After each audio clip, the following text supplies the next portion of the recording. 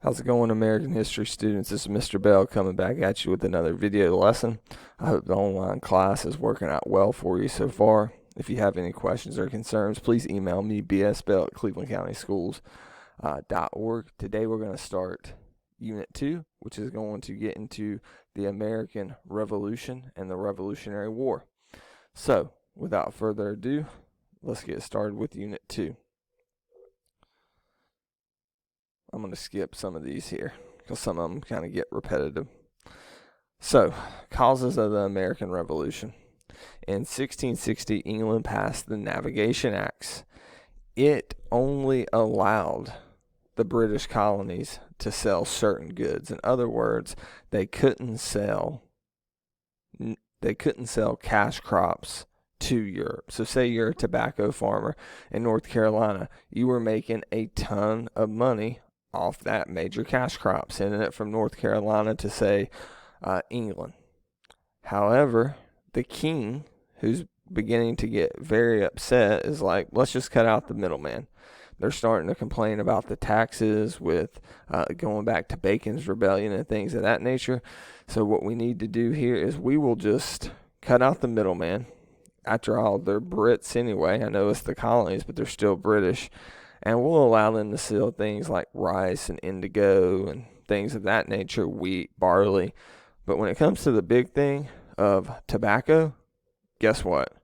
We're just going to take that from them and sell it. We're not going to allow the colonists to sell it and make a profit, because he thought if the colonists didn't have that money from tobacco and he was cutting them out, then England would make the profit and the colonists will realize they need England more than the colonies need them. Of course, that's not how it ended up working out. Another cause was the French and Indian War. Now, the term French and Indian War is misleading. You see that and you think it's a war between the French and the Indians and the natives. It's really not that. It is a war between France and England with the natives caught in the middle. Now, England ends up winning this war, and a lot of the Frenchmen go home or go north to Canada. That's why you get French-Canadian, and you have a lot of people still to this day that in Canada, I believe it's the eastern part of Canada, like around Quebec. I could be wrong about that, but they still speak French to this day. So, you have the French fighting, you have the English fighting, and what would be America eventually. And these Indians are caught in the middle. Now, I want you to think about this. Who are the natives most likely to support? The British hadn't treated them too well, right? Think back to Metacomet getting his head put on a spear. So most of the natives fight with the French. After the French lose, the natives disperse. A lot of them go up into Canada, and they have a much more prosperous life than they would have had in the United States, because eventually the U.S. is going to wipe out all the Indians, even in the West. But here's the problem. This was the British military fighting the French military. The colonists weren't involved here. But at the end of this conflict, the colonists who got nothing out of it, it was more of a hindrance than anything, were asked to foot the bill. Wars are expensive, so they raised their taxes even though they didn't fight in a war. They felt this to be wrong. Pontiac's Rebellion. This is very similar to Metacomet, except Pontiac knows when to retreat. All of the Indians in the Midwest, mainly around would be the state of Ohio, the Great Lakes region, Ohio, Michigan, up in that area, band together behind an Indian chief named Pontiac. So all the tribes in kind of the Midwest put aside their differences. They go to Pontiac and they try to rise up against the British. Of course, this is unsuccessful. This is like the last ditch effort, as you see in the notes, of the natives to try to get their territory back post French and Indian War. Pontiac ends up retreating and going up into Canada, so he doesn't end up with as bad of a fate as Metacomet, but it's a lot of lost land. So we're starting to get to the founding fathers that you may recognize, people like Benjamin Franklin. Benjamin Franklin first becomes famous in the colonies, in the 13 colonies, for creating what's known as the Albany Plan of Union. This was a framework or an original plan for the 13 colonies to declare their independence from England. Now, they didn't go forth with it at the time, but it serves as a blueprint for the models of government they will have. If you want to send me an email if you think I'm going too fast in these video notes, or if you have a question, just let me know. I'm just fitting this in my planning period, and I'm really just trying to cut to the facts a little bit more beyond what you would get by just reading the PowerPoint, but still. So, England's in debt. This is talking about the French and Indian War. England's in debt. They asked the colonists to pay for it. The writs of assistance are passed. So let's go back to this. The writs of assistance allow the British government to search colonists at any time. It goes hand in hand, I'm backtracking here, with the Navigation Act. So the writs of assistance are written to enforce the Navigation Acts. This allows the British soldiers to search the colonial ships and make sure, without a warrant, and make sure that they are not smuggling out items like tobacco. So it allows the enforcement of the Navigation Acts. Now, going back to the writs of assistance, we will have the Fourth Amendment that bans unreasonable searches and seizures of property without a search warrant. So the Fourth Amendment's a response to this. Okay, the Proclamation of 1763. King George issues this. The proclamation is a blockade using garrisons of redcoats. So the colonists began to grow tired of what was going on, and many of them, rather than stay and fight, just wanted to leave. There was all this western territory that had really been unexplored by Americans. So King George III set up a blockade of redcoats across the Appalachian Mountains to stop them from going west. This made the colonists extremely upset and frustrated because they felt trapped, and this is one of the main causes of the Revolutionary War. The Quartering Act. So let's talk about the Quartering Act. This allowed British soldiers to come into the homes of colonists and take what they want and stay as long as they want. Later on, we will have the Third Amendment as a response to the Quartering Act. Now, the Third Amendment says if there is a time of war on U.S. soil, soldiers don't have the right to commandeer your home legally. The Stamp Act is probably the most famous act from the laundry list of rules and regulations King George puts on the 13 colonies. However, it's far from being the worst. It was the straw that broke the camel's back, if you will. So it comes after the Quartering Act, which allows them to commandeer their homes, after the writs of assistance, which allows them to search them without a warrant. The Stamp Act is a tax on all printed material. Basically, to simplify it, a tax on all paper. It's not just a tax on stamps. It is, but it's a tax on many other things. So this comes after the buildup of frustration from the Proclamation of 1763, the Quartering Act, and the writs of assistance.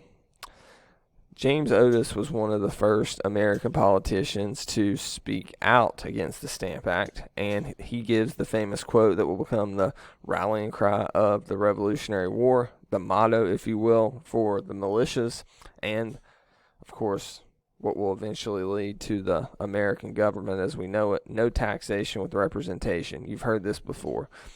You probably know what it means, but if you don't, they're tired of the British government taxing them and not giving them any representation in the House of Lords, the House of Commons, and Parliament, which is what they were asking for. But once they knew they weren't going to get it, war seems inevitable. The Sons of Liberty were a group led by Samuel Adams that enforced British boycotts.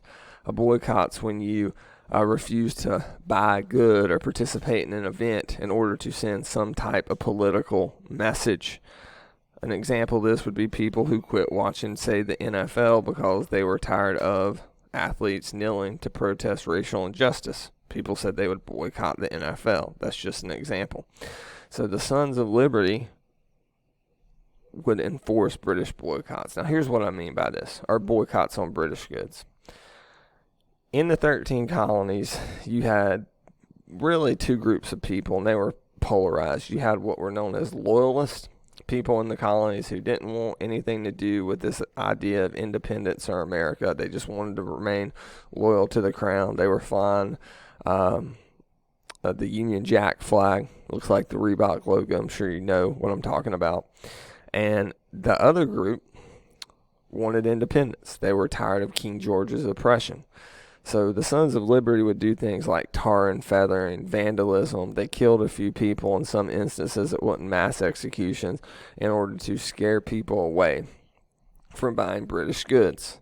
In a response to the Sons of Liberty, the king passes the Declaratory Act.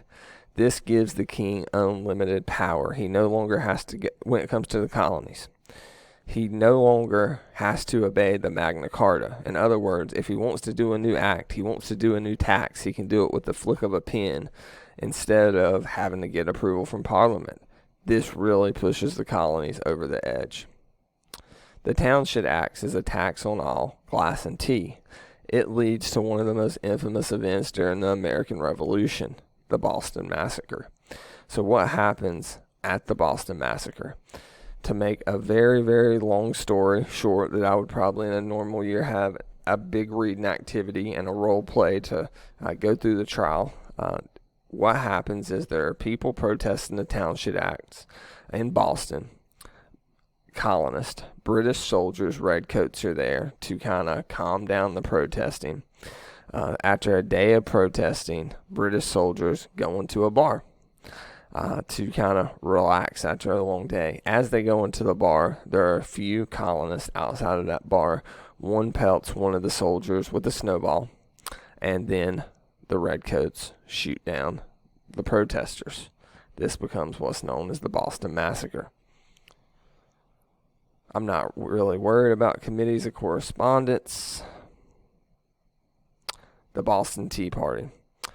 So, the Boston Tea Party.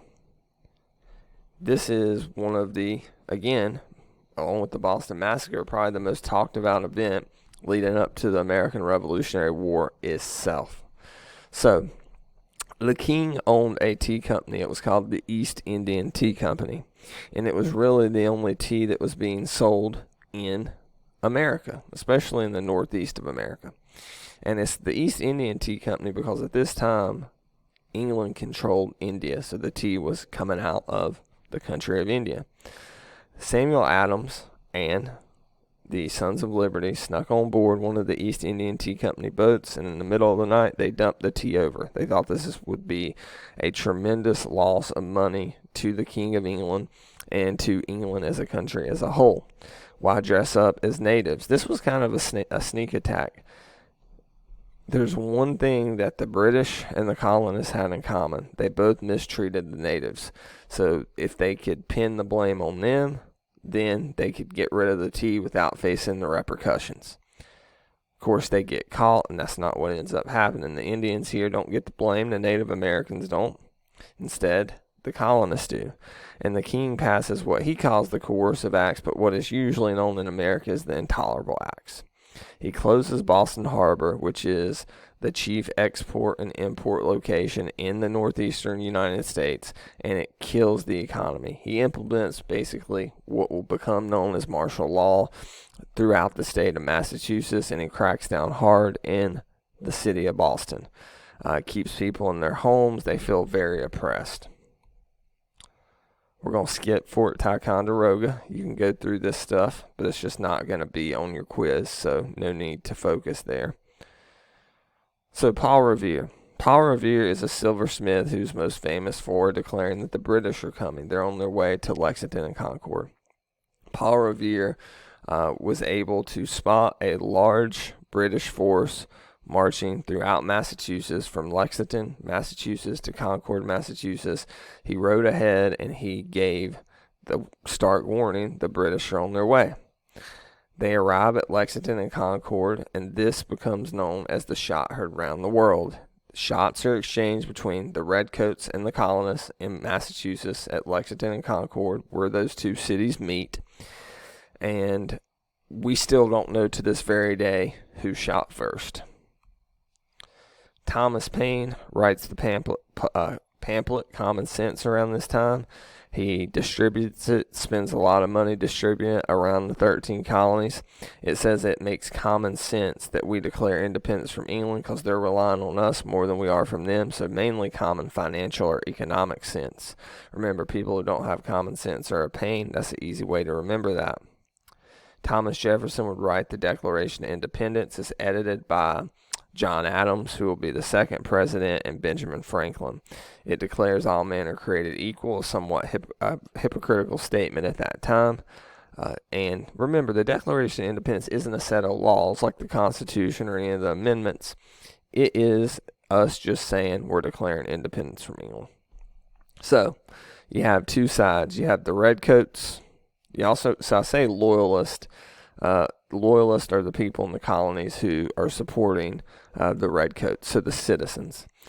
They're led by a few military commanders. You have Lord Cornwallis, who's the overall commander. You have General John Burgoyne. Gentleman John is his nickname. He likes to drink. He likes to gamble.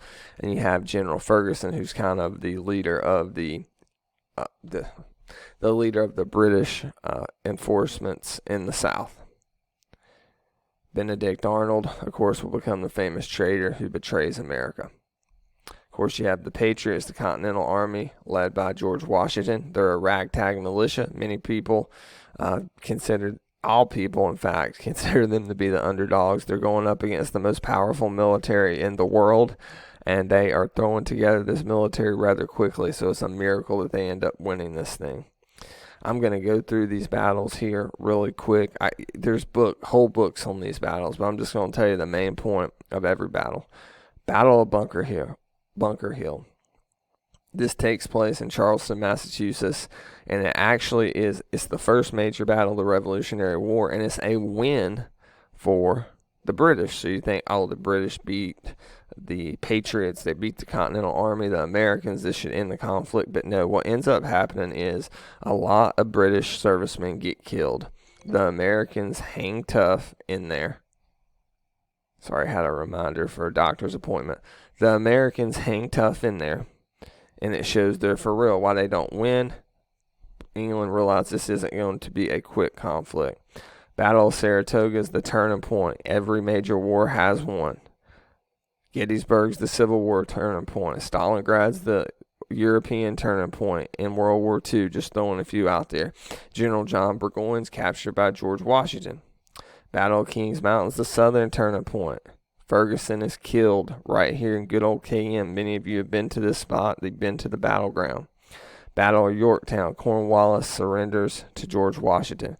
Washington agrees to turn Cornwallis over to the king alive if they can negotiate to end the war and for America's independence. Thomas Jefferson has a home in Paris, France. That's why it's called the Treaty of Paris. They don't want to sign this peace treaty, which is going to end the Revolutionary War in England or America, so they signed it on the neutral ground of Paris, France. Now, George Washington warns against three things while he's president toward the end, and I'm going to go over this a couple times, but this is one of your most important things. No sectionalism. Don't favor your country or state over your region. No political parties. Even though he was a Federalist, he was against the idea of political parties. He wasn't like a strong Federalist like, say, Alexander Hamilton. He thinks political parties just create division and hatred in the country, and no foreign alliances. We should only worry about American interests, not babysit the world. We go against all three of these things, of course. We have many foreign alliances. We've had political parties since the Federalists and Anti-Federalists. And of course, sectionalism, people's pride in state and region over their country leads to the American Civil War. That's going to do it for this section of notes 2.1. You will have a 2.2 section coming up shortly. Thank you so much for your time. Stay safe.